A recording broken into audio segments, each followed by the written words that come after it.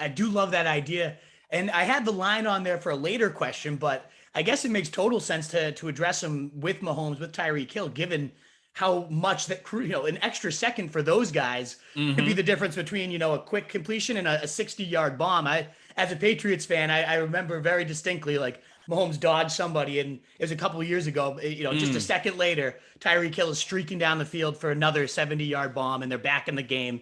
That could be deadly if that opens up more. How is that new line looking? Is Mahomes seeming to have more time behind the pocket, and could that take this offense to a whole new level?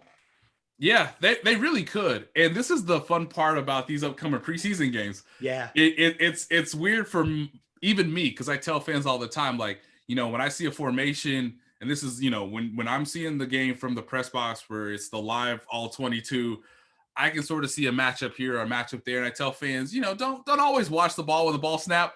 But at least in the preseason, it's like, just watch those five linemen. Just what are they doing? How are they handling, simple concepts from the opposing defensive line? Look, they play the 49ers. They're going to be a team that I think is interesting to watch this year. So that's a real first test for them. The opener is against the Cleveland Browns. I'm not sure if you want to take the Cleveland Browns as like your top defense, at least not in the first week, just because since Patrick Mahomes has been the quarterback on week one, the Chiefs have averaged 38 points in that opener. It's absurd. And a lot of that is Andy Reid just being like, oh, like this works, that works, this works. Oh, these are all new things. Like just, I feel bad for the Browns because they're going to have to show up on September 12th knowing that we need at least 35 to be competitive if things go the way they have in previous years. But for that offensive line, a lot of it comes down to, can Creed Humphrey and Patrick Mahomes see the blitzing from their perspective in terms of sliding the protection coverages? Orlando Brown is not the fleetest of foot, but he's going from a right tackle in Baltimore to a left tackle in Kansas City off the trade just before the draft this year.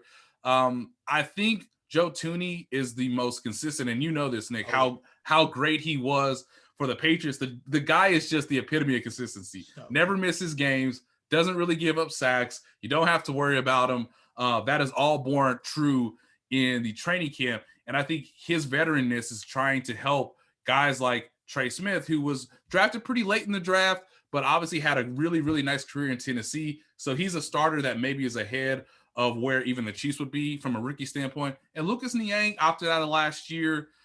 He could be the right tackle. Mike Remmers was a reliable player who I think some fans here in Kansas City are a little timid on just because he didn't play that well in the Super Bowl, but that's because he had to move from right tackle to left tackle in a week's time and try to, get ready for that Buccaneers fierce pass rush. So the first month I think is going to be fascinating because you may have to see more quick timing, more trickeration, more misdirection from a play calling standpoint. And that still allows Mahomes to get the ball out to a number of players.